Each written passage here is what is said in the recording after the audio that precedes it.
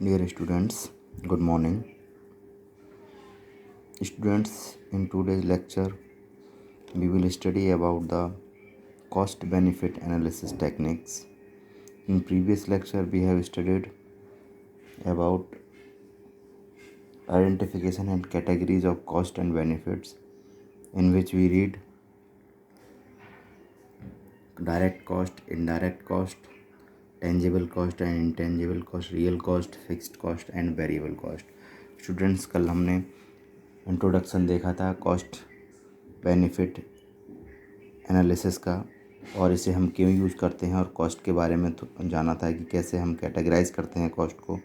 आज हम बात करेंगे कॉस्ट बेनिफिट एनालिसिस टेक्निक्स के बारे में।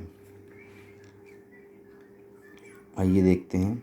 When all the financial data have been identified, जब सारा फाइनेंशियल डेटा आइडेंटिफाई हो जाता है, and broken down into cost categories, और कॉस्ट कैटेगरी में डिवाइड हो जाता है, the analyst selects a method for evaluation.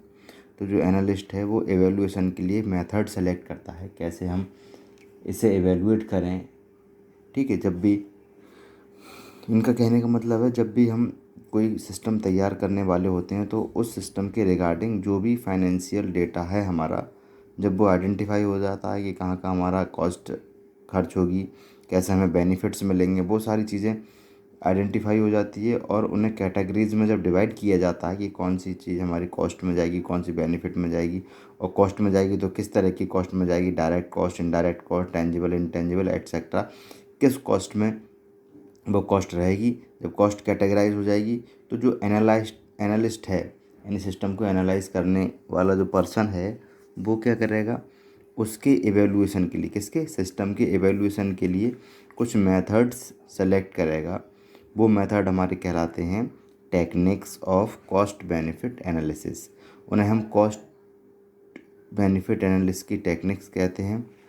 There are various analysis techniques oblique methods available, some of them are following. कई methods हैं, उनमें से कुछ जो हैं जिनके बारे में हम चर्चा करेंगे वो हैं present value analysis, payback analysis, net present value, net benefit analysis, cash flow analysis,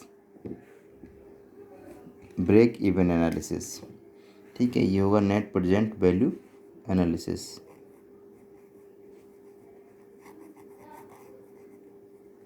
okay, अब हम बात करेंगे सबसे पहले प्रेजेंट वैल्यू एनालिसिस के बारे में।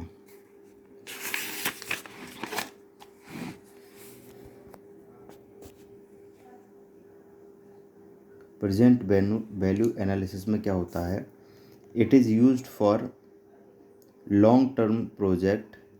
जो प्रेजेंट वैल्यू एनालिसिस मेथड है वो लॉन्ग टर्म प्रोजेक्ट में यूज़ किया जाता है, यानी कि ऐसे प्रोजेक्ट या सिस्टम जो लंबे समय के लिए काम करें या लंबे समय में तैयार हों, उन पर हम प्रेजेंट वैल्यू एनालिसिस जो टेक्निक है उसका यूज़ करते हैं। Where it is difficult to compare present costs with future benefits.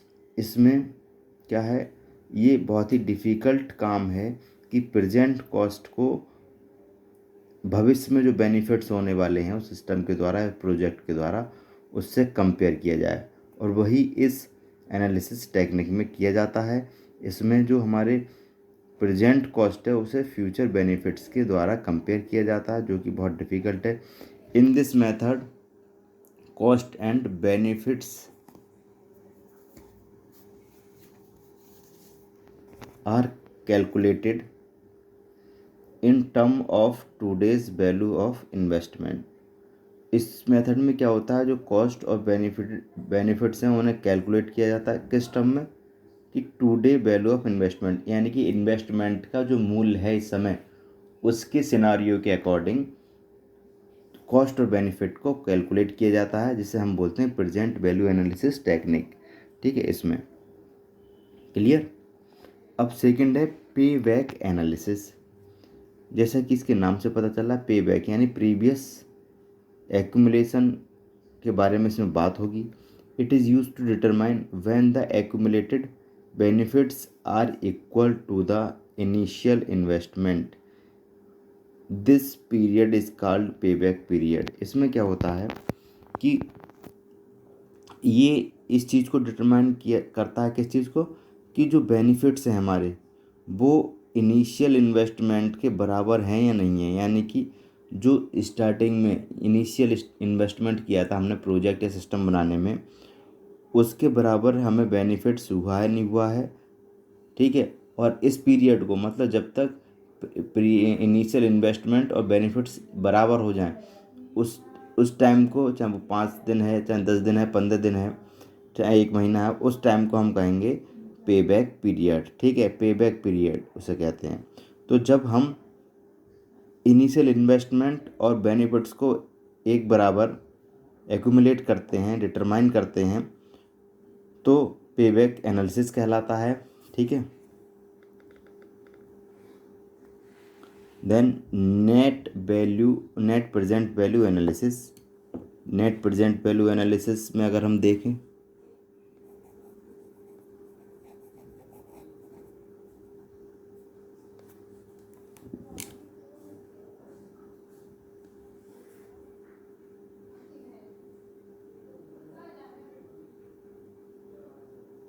The net present value is equal to benefits minus cost. Net present value analysis का मतलब है कि जो नेट प्रेजेंट वैल्यू है वो बराबर हो बेनिफिट्स के माइनस कॉस्ट, यानी कि कॉस्ट को घटाने के बाद बेनिफिट्स में जो हमारी प्रेजेंट वैल्यू है वो हमारे बेनिफिट के बराबर हो। यानी कि net present value is equal to benefit minus cost. यानी कि जो नेट प्रेजेंट वैल्यू वो क्या होगी, यानी जो बेनिफिट्स हुए हैं उनमें से कॉस्ट घटा दी जाए तो बची हुई जो वैल्यू होगी वो हमारी नेट प्रेजेंट वैल्यू होगी। इस चीज़ को एनालाइज करने के लिए हम net present value analysis technique का यूज़ करते हैं। ठीक है, इसमें हम ये निकालते हैं कि जो हमारी नेट प्रेजेंट वैल्यू है हमारे सिस्टम की या प्रोजेक्ट की वो क्या है। तो क्या करते हैं, मान लीजिए जो बेनिफिट्स हुए हैं अब तक, जब तक कि हमें इसे निकालना है, नेट प्रेजेंट वैल्यू को जब तक निकालना है, जिस मंथ तक या जिस पीरियड तक, वहाँ तक ये देखेंगे जो बेनिफिट्स हुए हैं उनमें से हम जो जितनी कॉस्ट खर्च हुई है उसे माइनस कर देंगे। बची हुई जो वैल्यू होगी या बची हुई जो अमाउंट होगा वो हमारा नेट प्रेजेंट वैल्यू उस प्रोजेक्ट या सिस्टम का कहलाएगा। It is expressed as a percentage of the investment, और ये इन्वेस्टमेंट के परसेंटेज के अकॉर्डिंग एक्सप्रेस किया जाता है। ठीक है, इसे हम कह सकते हैं, मान लीजिए हमने इन्वेस्टमेंट किया है 100%, तो 100% का 70% हमारी नेट प्रेजेंट वैल्यू है इस समय, ये कह सकते हैं। यानी अगर वो 70% मिली है तब। Next is net benefit analysis. Net benefit analysis जैसा कि नाम से पता चल रहा है, यानी कि बेनिफिट का एनालिसिस करते हैं हम, इसमें टोटल बेनिफिट का एनालिसिस करते हैं। It is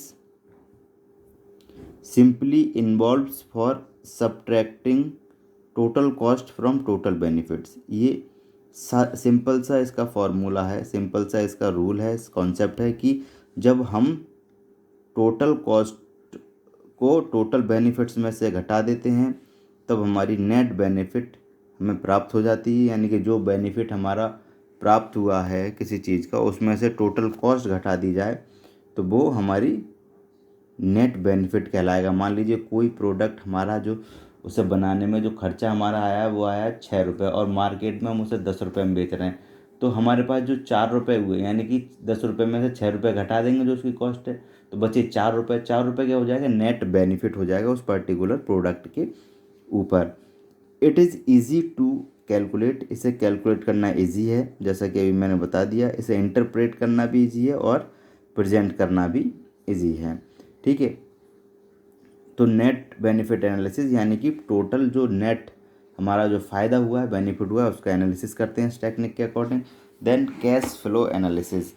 cash flow is the increase or decrease in the amount of money a business, institute or individual have. यानी कि किसी बिजनेस के पास, किसी इंस्टीट्यूशन के पास, किसी इंडिविजुअल के पास पर्टिकुलर बिजनेस के रिगार्डिंग जो पैसा है, जो मनी है, अमाउंट है, उसमें डिक्रीज और इंक्रीज, यानी उसमें डिक्रीमेंट और इंक्रीमेंट कैश फ्लो कहलाता है।